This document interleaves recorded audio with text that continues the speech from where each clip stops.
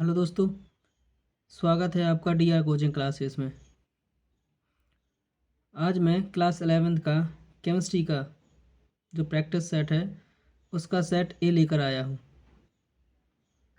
जिसमें आज के इस वीडियो में हम सेट ए के सभी वस्तुनिष्ठ क्वेश्चंस को हल करेंगे।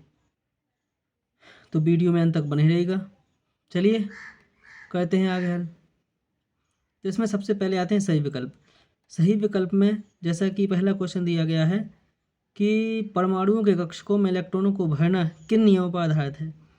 तो इसमें देखिए, हुंड का नियम, पाउली का नियम, अपबाहु का नियम, ये तीनों नियम इससे संबंधित हैं, अर्थात इसका आंसर क्या हो जाएगा, उपरोक्त सभी।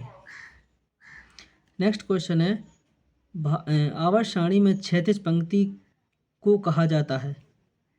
The horizontal row in the periodic tables is called, इसे क्या बोलते हैं अपन, आवर्त या पीरियड। नेक्स्ट है, प्रोटॉन दाता को क्या कहते हैं।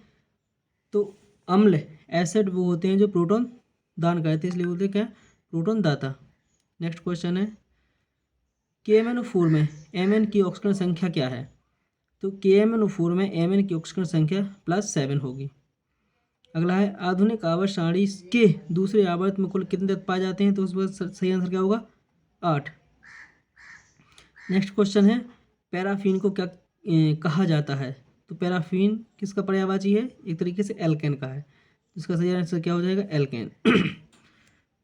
अब आते हैं फिल इन द ब्लैंक्स की ओर। तो पहला प्रश्न है, रासायनिक अभिक्रिया में जो क्रिया कारक कम मात्रा में उपस्थित रहकर उत्पाद की मात्रा को सीमित कर देता है उसे खाद्यान्न कहते हैं। तो उसका आंसर क्या हो जाएगा, ऋणात्मक उत्प्रेरक। नेक्स्ट है, नाभिक में उपस्थित प्रोटॉन एवं न्यूट्रॉन को कहा जाता है। तो इन दोनों को मिलोजुले रूप बोलते हैं अपन, इलेक्ट्रॉन। अगला है, तीसरा प्रश्न है इसमें, एक तत्व के संयोजी कोष में 5 इलेक्ट्रॉन उपस्थित हैं, तो वह तत्व कौन से वर्ग का होगा। तो उस आवर्त सारणी में ये तत्व कौन से वर्ग के अंतर्गत आते हैं, नाइट्रोजन के अंतर्गत। नेक्स्ट क्वेश्चन है, द्विध्रुव आघूर्ण की इकाई है। तो द्विध्रुव आघूर्ण क्या है, कूलम मीटर।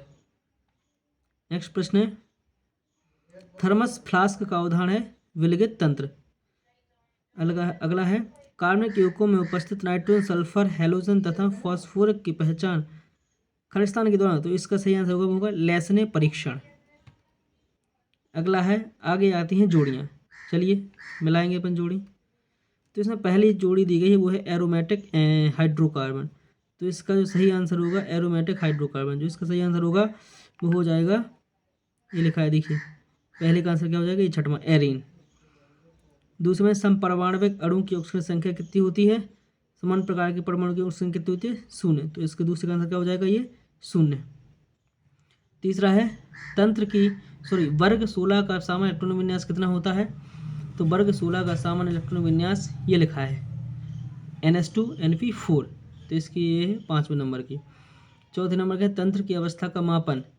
तंत्र की अवस्था का मापन चौथे से जुड़ी होंगी, एंट्रोपी कहलाती है, ये रही। अगला है, हाइड्रोजन स्पेक्ट्रम। हाइड्रोजन स्पेक्ट्रम कैसे होता है, रेखीय। ये हो गई आपकी सही जोड़ियाँ। अब आगे हम बढ़ते हैं, ये ट्रू एंड फॉल्स, सत्य सत्य की ओर। तो पहला प्रश्न है, विलायक के 1 किलोग्राम उपस्थित विलेय के मोलों की संख्या को मूलरता कहा जाता है। बिल्कुल सत्य है। किसी भी कोष में अधिकतम 8 इलेक्ट्रॉन होते हैं, सत्य है। हाइड्रोजन इलेक्ट्रोड विभव का मानक इलेक्ट्रोड विभव -0.34 वोल्ट होता है, ये असत्य है। अगला है, जिस धातु की छड़ पर ऑक्सीजन होता है उसे कैथोड कहा जाता है। बिल्कुल सत्य है।